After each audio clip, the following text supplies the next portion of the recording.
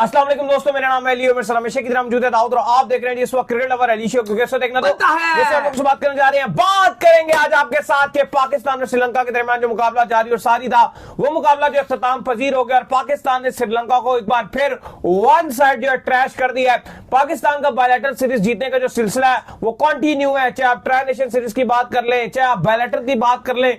पाकिस्तान ऐसा लग रहा है कि अपने होम के ऊपर और अवे भी जो है बायलैटरल और जो आप कह रहे हैं कि दूसरी सीरीज है इसको हारने को तैयार नहीं है। एशिया कप में जरूर हम हारे, लेकिन उससे पहले भी हमने ट्राई नेशन सीरीज जीती, फिर हमने जो है साउथ अफ्रीका को अपने घर के ऊपर जो है T20 सीरीज मारी। फिर उसके बाद अगर आप बात कर लें तो पाकिस्तान ने एक और ट्राई नेशन सीरीज जो है अपने नाम कर ली है। श्रीलंका ने कम बैक पिछले मैच में जरूर किया था, लेकिन पिछले मैच के लंकन शेर इस मैच में हुए ढेर। पाकिस्तान थोड़ा ऊपर से आया, क्राउड चकाचक फुल था, मैच का थोड़ा मजा उस तरह से तो नहीं आया जो हम चाहते थे, जिस लेवल का चेज हम चाहते थे वो हो पाता। लेकिन फैंस बड़े खुश है कि पाकिस्तान ने फाइनली जो है वो अच्छी फतह हासिल की और सारी सीरीज में पाकिस्तान अपनी बॉलिंग के दम के ऊपर ही खड़ा रहा है और स्पिनरों के दम के ऊपर इस पूरी सीरीज को जो है जीतता रहा। हम चाहते थे थोड़ी सी बैटिंग इंप्रूव हो, क्योंकि जहां पर बैटिंग का एरर हमारा कंटिन्यू है वो हमेशा खत्म होने का नाम नहीं लेता। लेकिन फाइनली एक ऐसा टूर जो कि एक टाइम पर लग रहा था कि शायद वो खत्म हो जाए, मुश्किलात का शिकार हो गया था। क्रेडिट जाता है पाकिस्तान क्रिकेट बोर्ड को, चेयरमैन मोहसिन नकवी को। उन्होंने इस टूर को जो है वो बड़ा स्मूथली जो है कंप्लीट कराया और ना सिर्फ कंप्लीट कराया बल्कि पाकिस्तान टीम ने बड़ा शानदार किस्म का परफॉर्म करके फतह भी हासिल की। क्या भाई कमाल कर दिया है, पाकिस्तान ने ट्राई नेशन सीरीज अपने नाम कर लिया। पाकिस्तान ग्रैंड फिनाले में श्रीलंका को ट्रैश कर दिया। सॉरी, एक टाइम पर अली साहब ऐसा लग रहा था कि जैसे ये मैच श्रीलंका का ही है। श्रीलंका ने कमाल कर दिया था, 83 रन, एक खिलाड़ी आउट, और पाकिस्तान ने एक हीरोइक और हिस्टोरिक कमबैक किया और पूरी की पूरी श्रीलंका 114 रन पे श्रीलंका की लंका ढा दी और पाकिस्तान ने श्रीलंका को ट्रैश कर दिया। उसके बाद जो टारगेट था, हम पहले भी बात कर रहे थे कि साइम अयूब के लिए तो ये बड़ा आसान रहेगा, वो बड़ा अच्छा क्लासिकल स्टार्ट देंगे। उन्होंने वैसे ही किया और पाकिस्तान ने कमाल कर दिया। अली साहब, जो पाकिस्तान का स्पिन डिपार्टमेंट है वो इतना शानदार नजर आ रहा है कि अब बात हो रही है कि क्या ये जो पाकिस्तान की विनिंग टीम है, एशिया कप के फाइनल में गए, ट्राई सीरीज जो अफगानिस्तान यूएई की थी वो जीते और अब पाकिस्तान ने ट्राई सीरीज में आज श्रीलंका को फिनाले में आउट क्लास कर दिया।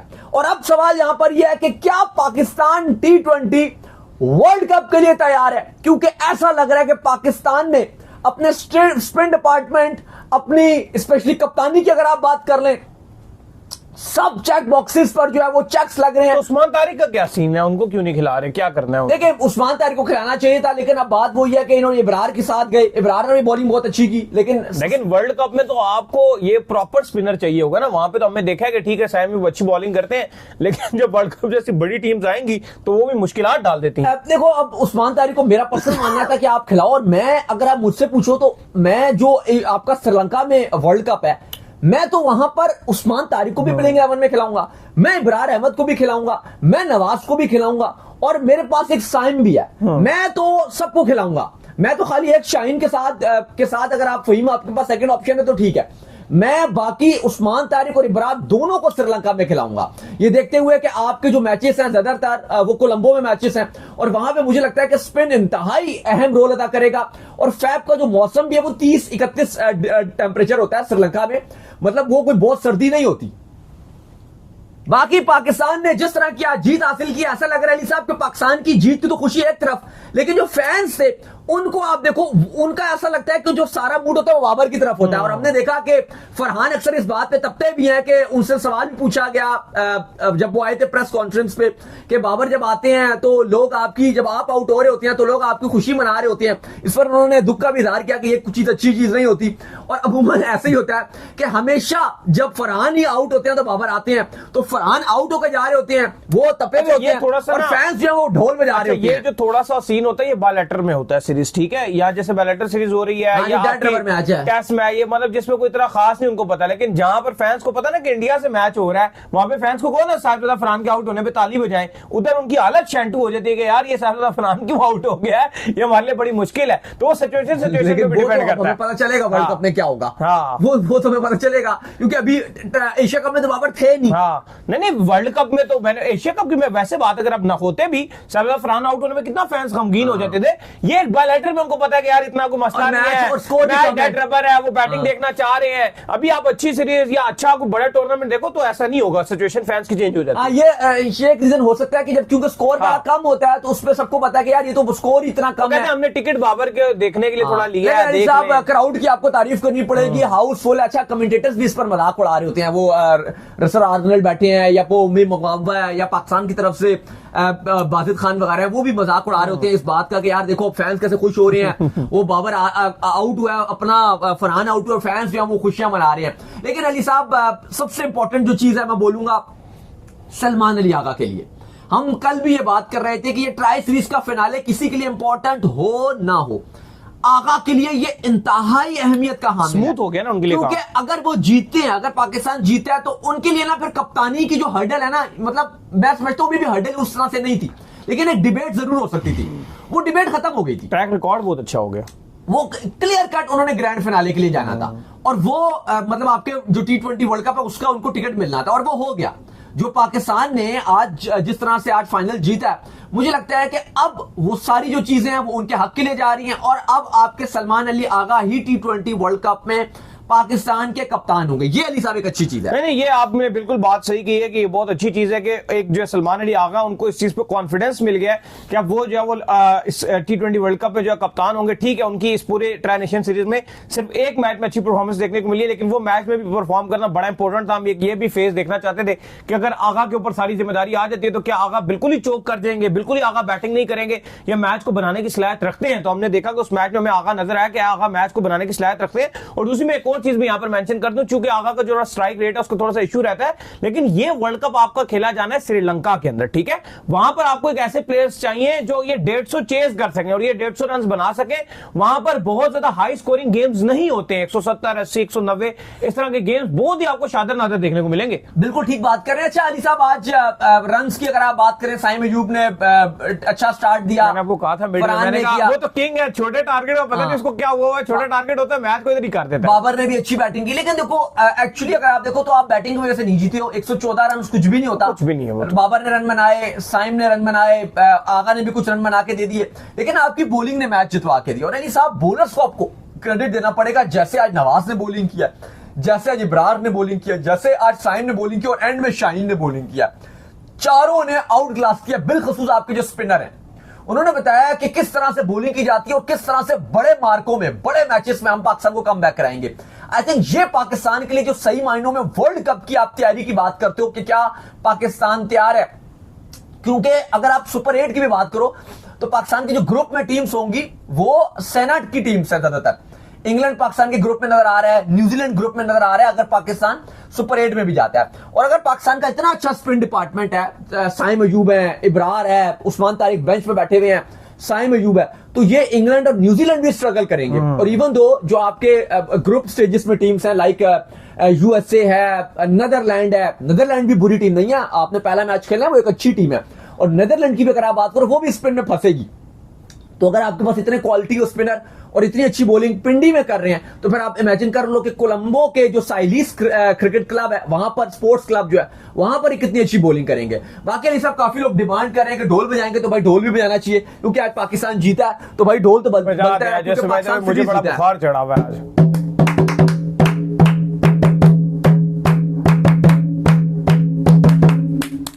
अच्छा अली साहब, एक और जो बड़ी चीज हुई है आज, अभी मैच में तो और भी बात करेंगे, लेकिन जो काफी ज्यादा अगर आप देखो तो इंडियन मीडिया में बहुत ज्यादा इसको लेकर बवाल आप कह सकते हो कि मचा है, एकदम से शोर मचना शुरू हो गया। वो क्योंकि मैच चल रहा था तो ज्यादातर जो फोकस था अवाम का वो मैच के ऊपर था, लेकिन इस बीच में फाफ डु प्लेसिस ने एक बड़ा फैसला लिया और फाफ डु प्लेसिस ने कहा कि मैं ये आईपीएल नहीं खेलूंगा इस साल का, मैं ऑक्शन में अपना नाम नहीं दे रहा, मैं खेलने जाऊंगा पीएसएल में और मैं वहां पर खेलूंगा। ये अली साहब कितनी बड़ी खबर होगी, क्योंकि फाफ डु प्लेसिस एक ऐसा खिलाड़ी है जिसको हम आईपीएल में आरसीबी और सीएसके की तरफ से खेलते हुए देखते हैं, प्लस वो एक लीडरशिप के रोल में ये टीम्स देखती हैं।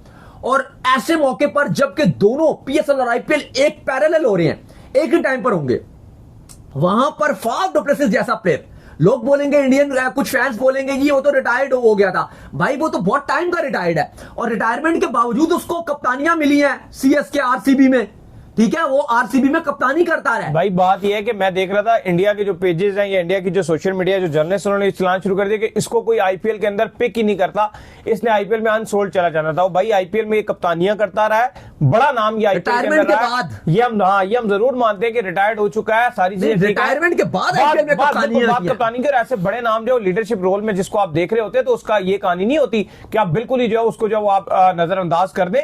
तो ये बहुत बड़ी बात है कि उन्होंने पीएसएल में खेलने का ऐलान किया, तो ये पाकिस्तान के लिए एक बड़ा मुस्बत इशारा है। एज कंपेयर अगर पीएसएल से कुछ चला जाता तो लोग आटम नारे मारते रहते, और ये अभी फिलहाल जो है वो आप कह लें कि अनसोल्ड नहीं गए हैं दाऊद साहब।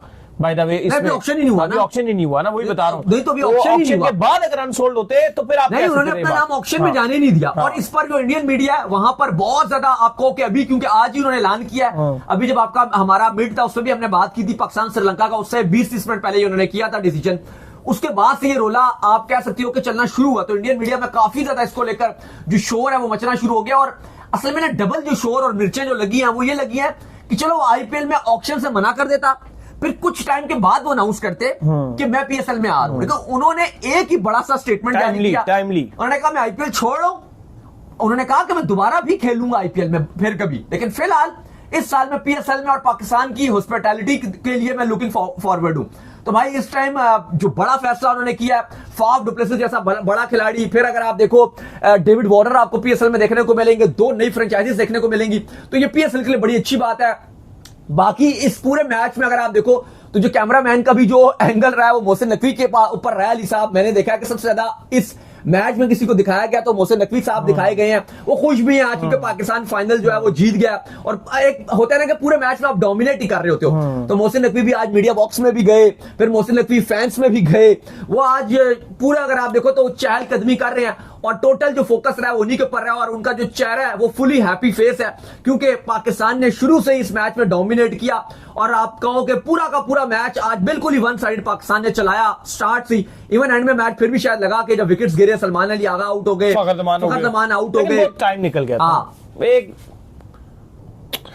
तो पाकिस्तान को जो है बहुत शानदार किस्म की फतह जो है ट्राई नेशन सीरीज में जो मिली है। लेकिन दाऊद साहब कहीं ना कहीं अगर आप देखें तो एक पाकिस्तान के पास एक ऐसा नाम मिसिंग है जो कि पाकिस्तान का 150 प्लस स्ट्राइक रेट से चलता हो, हसन नवाज टाइप, ये वो इस तरह से पाकिस्तान ने बस अपना आप कह लो कोई एक आधा हार्ड हिटर प्रॉपर तैयार नहीं किया। क्या कहेंगे? हाँ देखो, मैं ये समझता हूँ कि जो आपके साथ जो हल्की सीरीज होती हैं, लाइक आप ये ट्राई सीरीज खेल रहे हो, इसमें जिम्बाब्वे है, श्रीलंका है, वो भी कोई इतनी अच्छी परफॉर्मेंस नहीं दिखा रहे। पाकिस्तान आउटस्टैंडिंग खेल के टूर्नामेंट को जीता है, लेकिन आपके पास मौका था कि आप अपने प्लेयर्स ग्रूम कर सकते थे। इसमें मुझे बताओ फहीम अशरफ को पक्का चांस देने की क्या रीजन थी पूरे टूर्नामेंट? देखो मैं समझता हूँ कि आप फहीम अशरफ को भी आराम करवा सकते थे, आप फखर जमान को भी बाहर कर सकते थे, कोई इशू नहीं था। अगर आप फखर जमान से ना भी करते, नहीं, अगर आप ओपनिंग नहीं करवा रहे ना फखर जमान को, अगर आप नंबर 6 पे खिला रहे हो, नंबर 5 पे खिला रहे हो, तो उससे बेहतर था कि आप फखर जमान को भी बाहर करके आप किसी और को चांस दे सकते थे।